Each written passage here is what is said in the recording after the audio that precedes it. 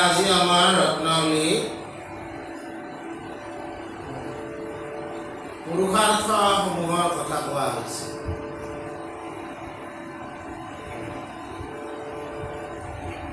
মহাপুৰুষ মাধৱদেৱ গুৰুজনাই বস্তু প্ৰকাশত লিখিছে, গোবিন্দৰ প্ৰেম অমৃতৰ নদী বহে বৈকুণ্ঠৰ পৰা, চাৰি পুৰুষাৰ্থ তাহাৰ নিজৰা, হৰিনাম এমূল ধাৰা।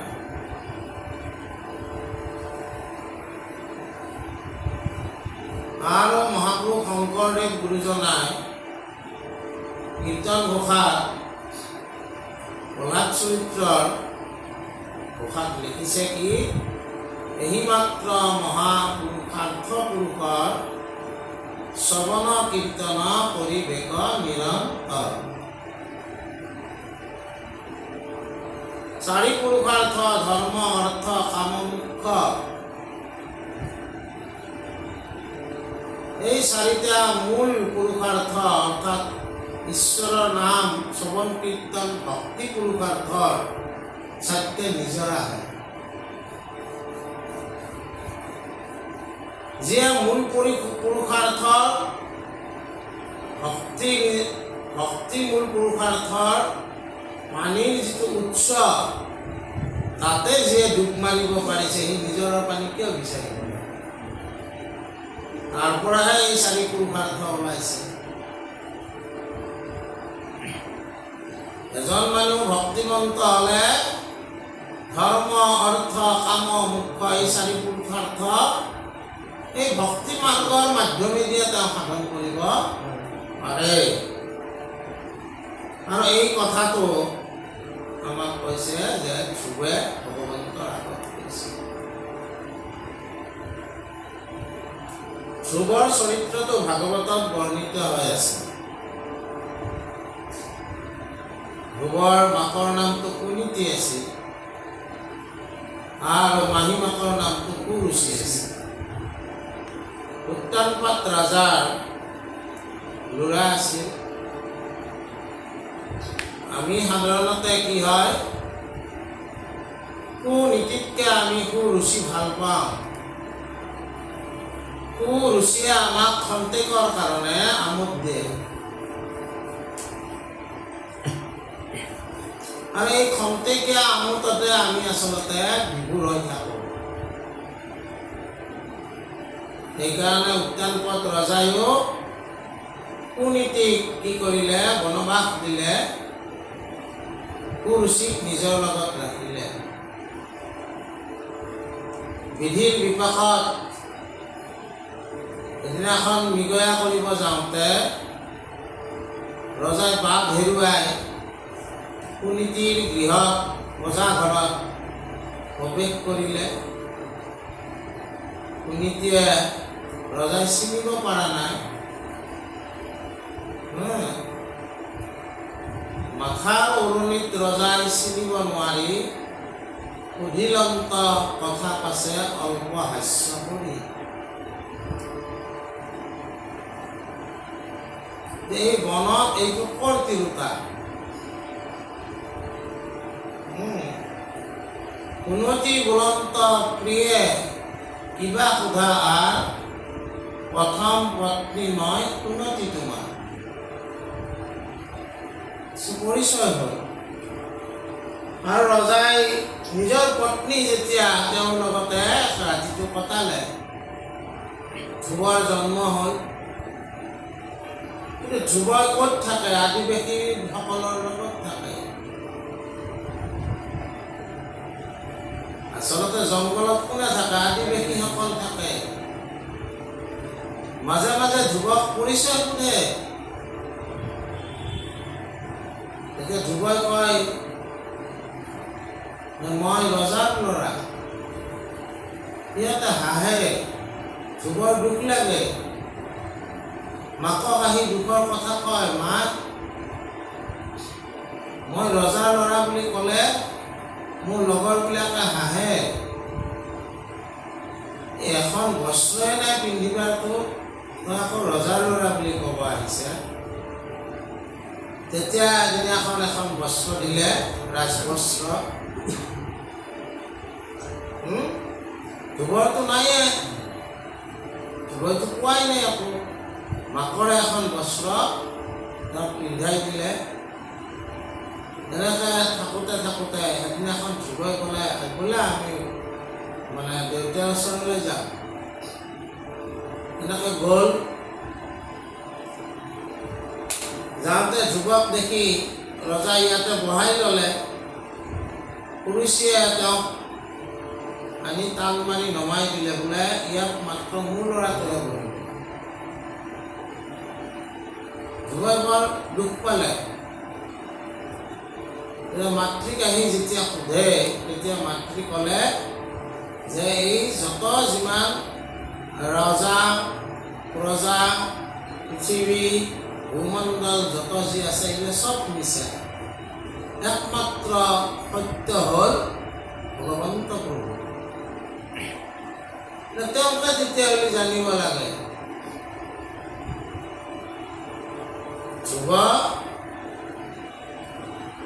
ধ্ৰুৱ মানে কি? আমি কওঁ না ধ্ৰুৱ সত্য, বুজি পাইছে? ধ্ৰুৱই যেনেকৈ সত্যক বিচাৰিছিল, সেইটোকে সেইকাৰণে ধ্ৰুৱ সত্য শব্দ। তাৰপিছতে কি কৰিলে? ধ্ৰুৱই ভগৱন্তক আৰাধনা কৰিব ইচ্ছা কৰিলে। তেতিয়া নাৰদে আহি ওম নমো ভগৱতে বাসুদেৱায় এই দ্বাদশ অক্ষৰী মন্ত্ৰ তেওঁক দিলে। এই মন্ত্ৰ জপি জপিয়ে ভগৱন্ত কি হ'ল? সন্তুষ্ট হ'ল আৰু ধ্ৰুৱলোকখন দি দিলে।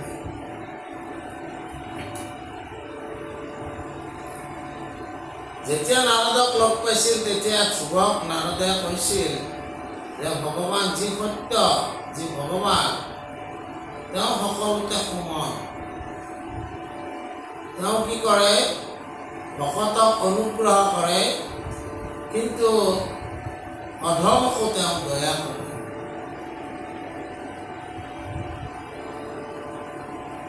অধমকো কি কৰে? দয়া কৰে। ভকতক অনুগ্ৰহ কৰে। গৰুড়ৰ স্কন্ধত উঠি গজেন্দ্ৰক ৰক্ষা কৰে। গজেন্দ্ৰক ধৰা গ্ৰাহকো কিন্তু তেওঁ কি কৰে?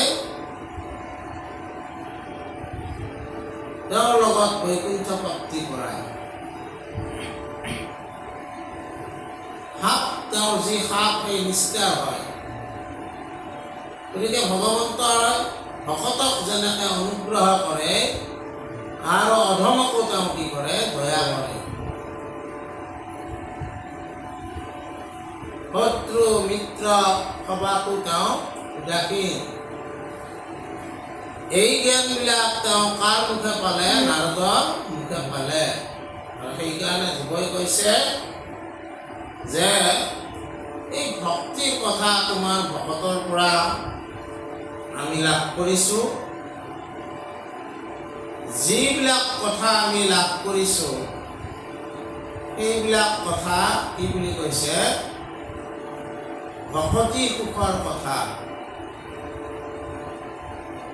আৰু এই ভকতি সুখৰ কথা কি বুলি কৈছে?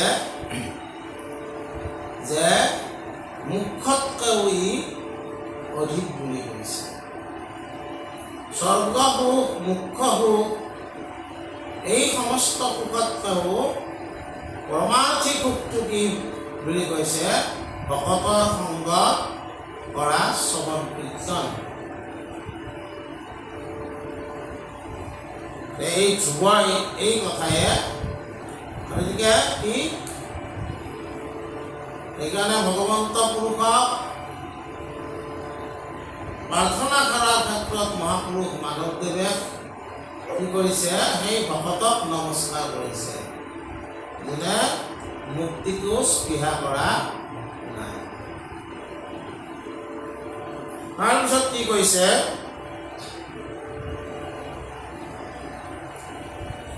জানিয়া ইহাত লজ্জা আদি নকৰিব কেৱল কথাক মাত্ৰ কহিব শুনিব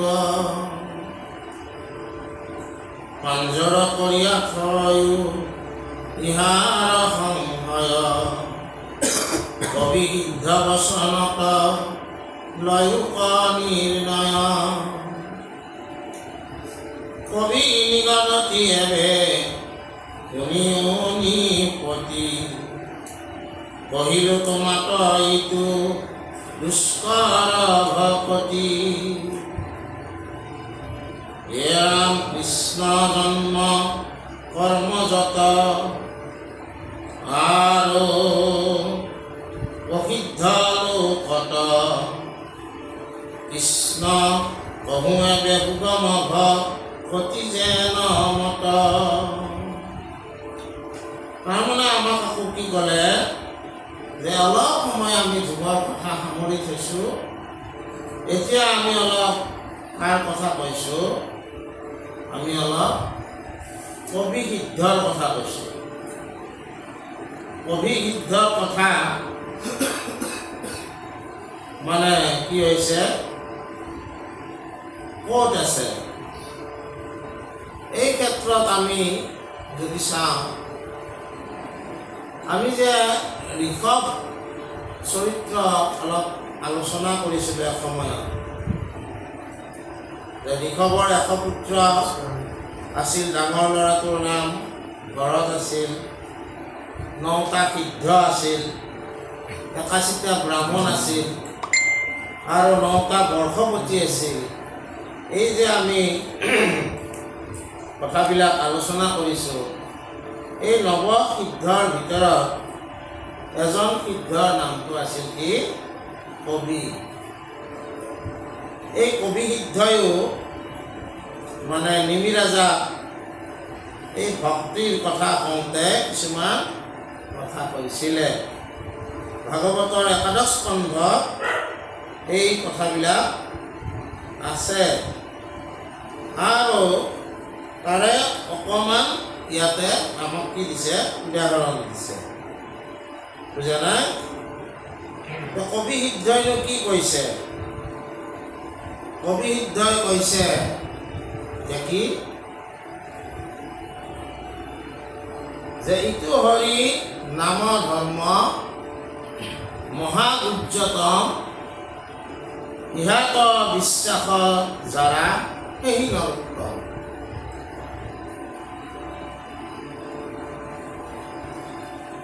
এই হৰিনাম ধৰ্ম মহা উজ্জতম ধৰ্ম বুলি কৈছে আজি আমাৰ হৰিনাম নমো হৰি নাৰায়ণ ৰাম ৰাম ৰাম সৰ্বধৰ্ম শিৰোমণি পুৰাগুণৰ নাম এইবিলাক সকলোৱে আমি পঢ়ি আছোঁ কিন্তু পঢ়ি থাকিলেও আমাৰ কি হয় আমি কিন্তু ক্ষুদ্ৰ ক্ষুদ্ৰ স্বাৰ্থ ৰাখাত এই মহা যিটো নাম ধৰ্ম শিৰোমণি বুলি কৈছে এই শিৰোমণি ধৰ্মক আমি উপেক্ষা কৰি ক্ষুদ্ৰ দেৱ দেৱীক আমি আমাৰ অভিষ্ট সিদ্ধিৰ কাৰণে আমি সদায় পুজি আছোঁ আৰু এই জাগতিক জগতত আমি আছোঁ কাৰণে এই জাগতিক জগতৰ সুখ সমৃদ্ধি এই সমস্ত কাৰণে আমি মনুষ্য জীৱনটো শেষ কৰি আছোঁ গুৰুসকলে লিখিছে দুৰ্লভ মনুষ্য জন্ম নকৰা বিফল চিন্তা মনে মাধৱৰ চৰণ কমল এই মনুষ্য জনম আমি নাপাম আৰু এই জনমতো আমি এই জাগতিক জগতৰ সুখ সমৃদ্ধিতে আমি লাগি আছোঁ নাম ধৰ্ম শিৰোমণি ধৰ্ম হ'লেও সেই ধৰ্ম আচৰণ কৰাৰ কাৰণে আমাৰ মনত ভক্তি অহা নাই নামটো লেখছোঁ ক'ৰবাত কিন্তু বাৰে বাৰে মনটো বেলেগ ফালে আমাৰ যাই আছে এই কবিগীত নিমিৰাজাক কৈছে যে ইটো হৰিনাম ধৰ্ম মহাগুজ্যতম ইহাত বিশ্বাস জাৰাহি নৰোত্তম। এই নাম ধৰ্মত যাৰ বিশ্বাস আছে, নাম ধৰ্ম যোনে অনুসৰণ কৰিছে, তেওঁক নৰৰ ভিতৰত উত্তম বুলি কৈছে। মহাপুৰুষ শংকৰদেৱে তাৎপৰ্যত কি লিখিছে? কৃষ্ণ সূৰ্য ভৈলন্ত উদিত, নাম ধৰ্ম কৰিলে বিদিত।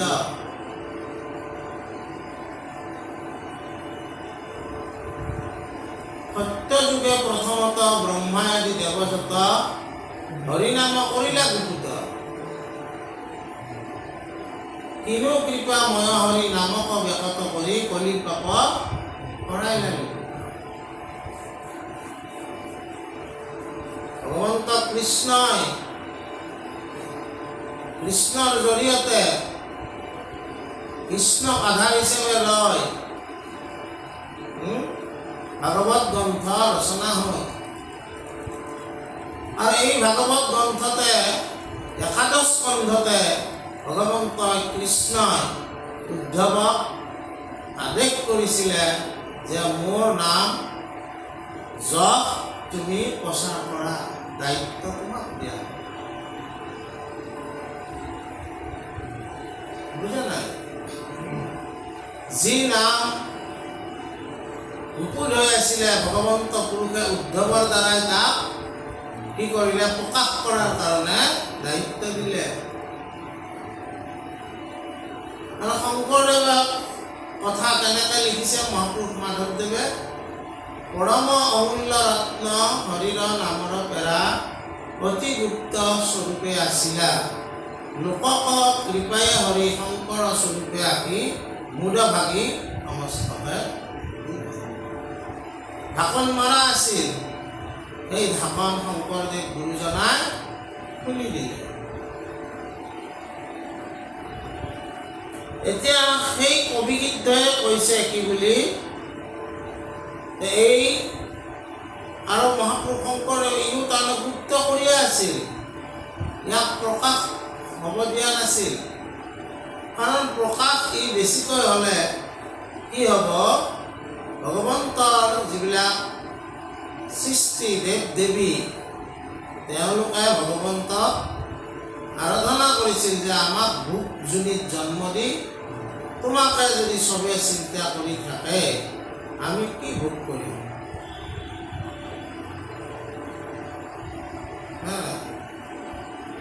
এই কথাবিলাক ৰত্নাকৰ কন্দলীয়ে আমাৰ কীৰ্তন ঘোষাৰ সহস্ৰনাম বৃত্তান্তত ৰচনা কৰিছে।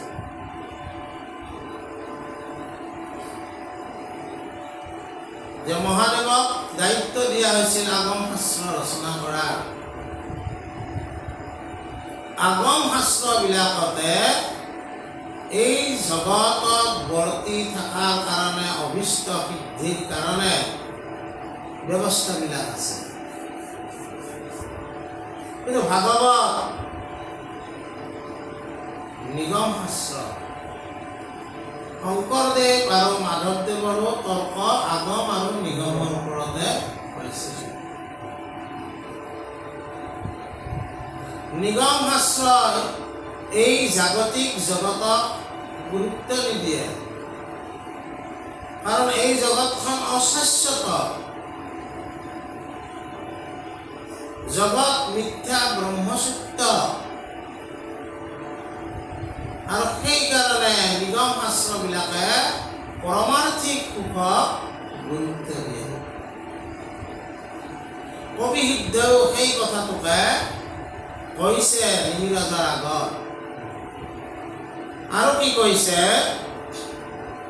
যে এই ঈশ্বৰক বা এই ভগৱন্তক ভক্তি কৰিলে তিনিটা কাম একেলগে হয়। ভগৱন্তৰ প্ৰতি প্ৰেমৰ লক্ষণ তোমাৰ ওচৰত দেখা দিয়ে। ভগৱন্ত প্ৰেমী, ভগৱত প্ৰেমী, ভগৱত ভক্তি যেতিয়া তুমি কৰিবা তেতিয়া তোমাৰ ভগৱত প্ৰেম হৃদয়ত জাগি উঠিব। তাৰপিছত মানে গৃহৰ যিটো আসক্তি অৰ্থাৎ মোহ মায়া, এই সমস্ত কণ্ট্ৰোল হ'ব। গৃহ আসক্তি মানে মোহ মায়া, এই সমস্ত কি হ'ব? কণ্ট্ৰোল হ'ব। মোহ মায়াটো থাকিবই, নাথাকা বুলি কোনে ক'ব পাৰে, কিন্তু কণ্ট্ৰোলিং হৈ থাকিব। আমি কোনটো ভাল কোনটো বেয়া বুলি কওঁ, যিটো বেছিকৈ খোৱাটো যেনেকৈ বেয়া, বেছিকৈ লোৱাটো যেনেকৈ বেয়া, অতিৰিক্তটো সকলো ক্ষেত্ৰতে বেয়া। জোখৰ কামখিনি কৰিব লাগে, বুজা নাই? তাৰপিছত কি হ'ব? এই যিটো আমাৰ শৰীৰত 14 ইন্দ্ৰিয় আছে,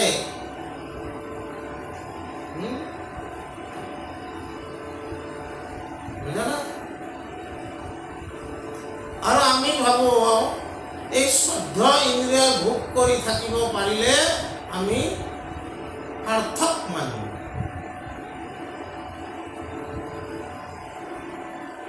মনে সেইটোকে ইংগিত কৰি থাকে।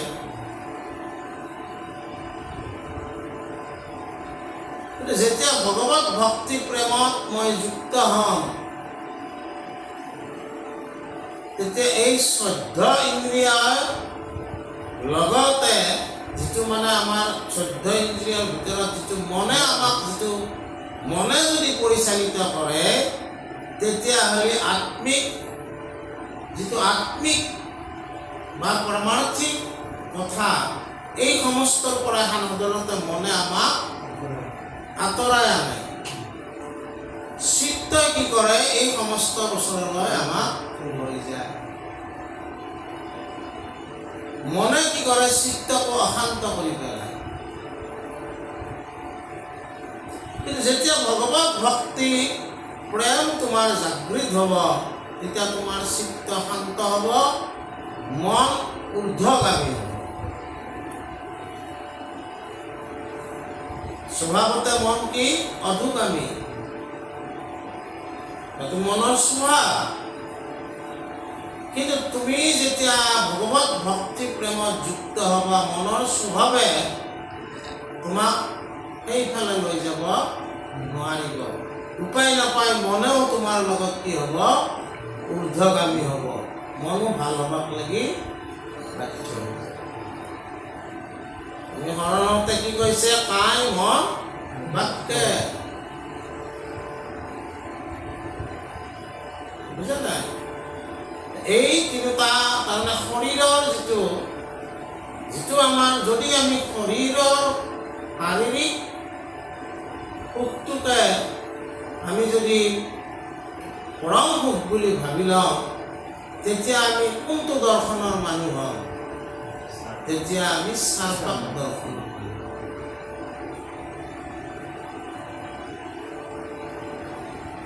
আৰু কবি সিদ্ধই কৈছে যে তুমি যদি ভগৱত ভক্তি প্ৰেম কৰা, এই চাৰ্বাক দৰ্শনে তোমাক আকৰ্ষিত কৰিব নোৱাৰে।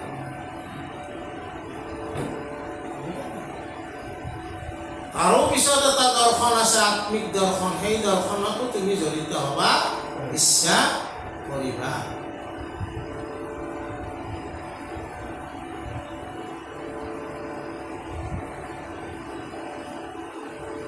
আমাৰ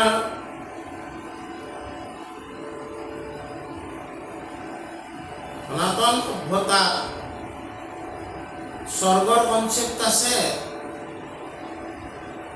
বৈকুণ্ঠৰ কনচেপ্ট আছে,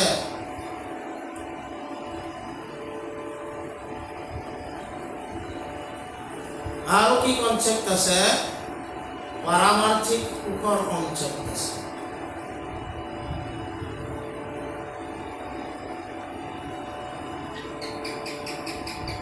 পৰমাৰ্থিক সুখ কেতিয়া লাভ হয়? ভকতৰ সংগত, সৎসংগত, ঈশ্বৰ কথাত। এই সুখৰ লগত বাকী সুখৰ একো তুলনা নহয়। আমি যদি চাওঁ খ্ৰীষ্টান, বাৰু বিশেষকৈ খ্ৰীষ্টান বা আমাৰ ইছলাম ধৰ্ম, তেওঁলোকৰো স্বৰ্গৰ কনচেপ্ট আছে, কিন্তু স্বৰ্গৰ পিছত আৰু বেলেগ কনচেপ্ট নাই।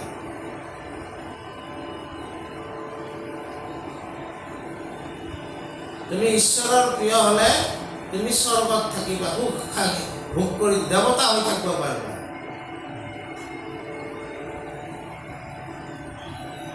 আৰু ইহঁতেতো বিভিন্ন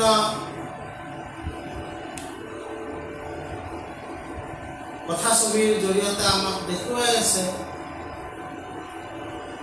ইছলাম ধৰ্মৰ যদিও শান্তিৰ ধৰ্ম বুলি তাত বহুত ভাল কথা আছে, কিন্তু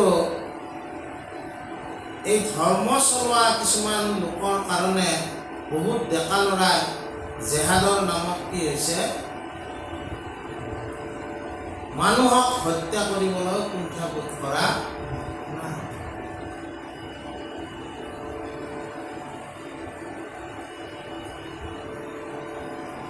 সেইকাৰণে এটা কথা ওলাইছে কি,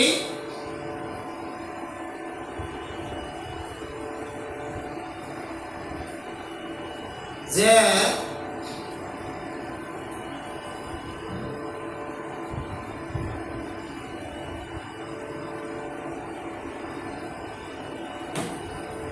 ইছলাম শান্তিৰ ধৰ্ম,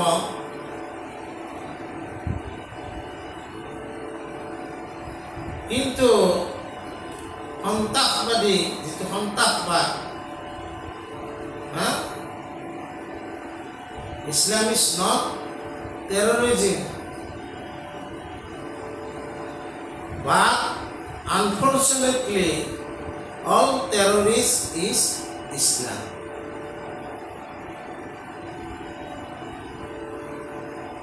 কথাটো বুজা নাই? terrorist ইছলাম সন্ত্ৰাসবাদী নহয়, কিন্তু আমি সন্ত্ৰাসবাদী যিজন ওলায় তেওঁ কিন্তু ইছলামৰ লগত জড়িত আমি দেখা পাওঁ।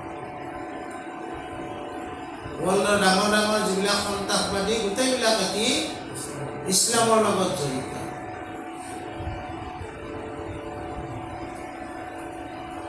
তেওঁলোকক কি কোৱা হৈছে, এনেকুৱা এটা মানে সপোন দেখুওৱা হৈছে যে তোমালোকে আল্লাহক যিসকলে মানে হেৰি নকৰে, মানি নলয়, তেওঁলোকক কাফিৰ বুলি গণ্য কৰিবা, আৰু কাফিৰক বধ কৰিলেও তোমালোকৰ একো পাপ নাই। যিমানে কাফিৰ তুমি বধ কৰিবা, তোমাৰ ৭২ ঘূৰে জন্নতত তোমাক বাচ্চাই থাকিব।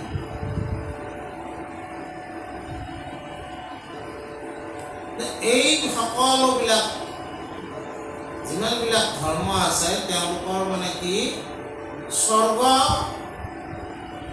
কনচেপ্টটোহে আছে।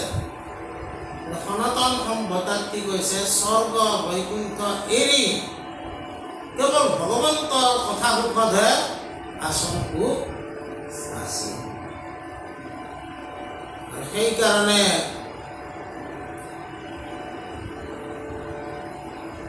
এই ভগৱত ভক্তি প্ৰেমৰ কাৰণে আমাৰ ধৰ্মৰ বাস্তৱিক ফল সনাতন সভ্যতাৰ মতে কি বুলি কৈছে, বৈৰাগ্য। ধৰ্মৰ বাস্তৱিক ফল কি?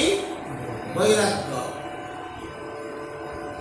যেতিয়া আলেকজেণ্ডাৰে আজিৰ পৰা ২,৫০০ বছৰ আগতে আমাৰ ভাৰতবৰ্ষত আহিছিলে তেওঁৰ গুৰুৱে কৈছিলে যে এজন সন্ন্যাসী লৈ আহিবা ভাৰতত। সকলো ত্যাগ কৰি হিমালয়ত তেওঁলোকে কি বিচাৰি যায় সেই কথাটো আমি জানিব লাগে। ৱেষ্টাৰ্ণ কালচাৰত সেইটো নাই, সকলো ত্যাগ কৰি নাই নহয়। কি বিচাৰি যায় তেওঁলোকে? এতিয়া আলেকজেণ্ডাৰেও ভাবিলে এজন সন্ন্যাসীক মাতি আনিলে, আনি ক'লে যে মই দিগ্বিজয় বীৰ আলেকজেণ্ডাৰ। সন্ন্যাসীয়ে শুনি আছে, তুমি মোৰ লগত যাব লাগিব। সন্ন্যাসীয়ে কৈছে মই নাযাওঁ। তুমি এই নাযাওঁ বুলি কোৱা সাহস ক'ত পালা? মই তোমালোকৰো এই অঞ্চল জয় কৰিছোঁ। পৰাধীন মানুহ এজনে মোৰ লগত যাবই লাগিব। তেতিয়া সন্ন্যাসী কৰিছে, তুমি কি দিগ্বিজয় কৰিছা? তুমি তোমাৰ ইন্দ্ৰিয়বিলাককে জয় কৰিব পৰা নাই। তোমাৰ ৰাজ্যখনত তুমি সুখে প্ৰজাসকলক পালন কৰিলে নহ'ল হয়, তুমি কিয় এইবিলাক বিচাৰি আহিছা? কি লাভ হ'ব তোমাৰ?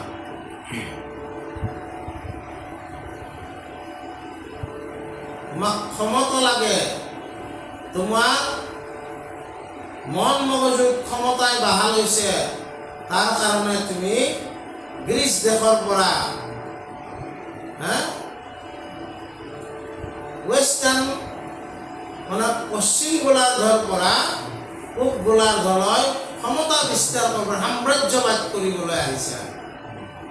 তোমাৰ ইন্দ্ৰিয় জয় হৈছে। তোমাৰ যিজনে ইন্দ্ৰিয়কে জয় কৰিব পৰা নাই, তুমি কি দিগ্বিজয় বীৰ বুলি মোৰ আগত ফুটনি মাৰিছে। তেতিয়া বুজি পালে যে সন্ন্যাসী কি। সন্ন্যাসী কি? আমাৰ ভাৰতবৰ্ষৰ ঋষিমুনিসকল তেওঁলোকে সকলো ত্যাগ কৰিয়ে জ্ঞানৰ চৰ্চা কৰিছিল। কথাটো বুজে না? গতিকে আমাৰ কথাটো হ'ল কি, কবি সিদ্ধৰ কথাক লৈ আমি এইবিলাক ক'লোঁ যে যেতিয়া ভগৱত প্ৰেম জাগৃত হ'ব, তেওঁ এই আসক্তিবিলাক কমি যাব। শৰীৰটো মিছা, আত্মাটো সঁচা বুলি জ্ঞান হ'ব। আৰু আত্মাৰ অৰ্থে যেতিয়া তেওঁ কাম কৰিব, সেই কৰ্মই জগতত কি কৰিব? মংগল সাধন। আমি যি কৰ্ম কৰোঁ সেই কৰ্মই সাধাৰণ এটা পৰিধিৰ ভিতৰত থাকে। নিজৰ উৎকৰ্ষ সাধনৰ অৰ্থে আমি কাম কৰোঁ। কিন্তু জগতত এনেকুৱা পুৰুষ আছে যিয়ে সকলো ত্যাগ কৰি জগতৰ মংগলৰ হকে তেওঁ কৰ্ম কৰি থৈ গৈছে।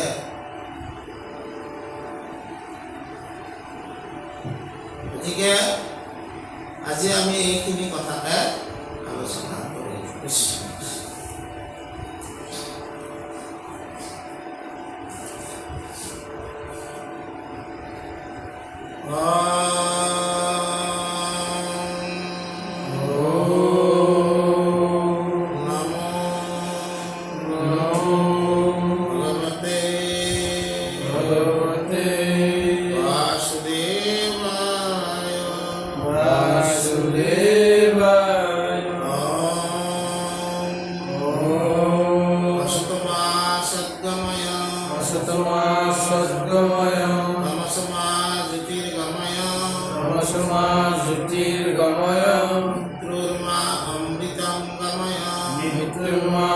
अमृतं गमय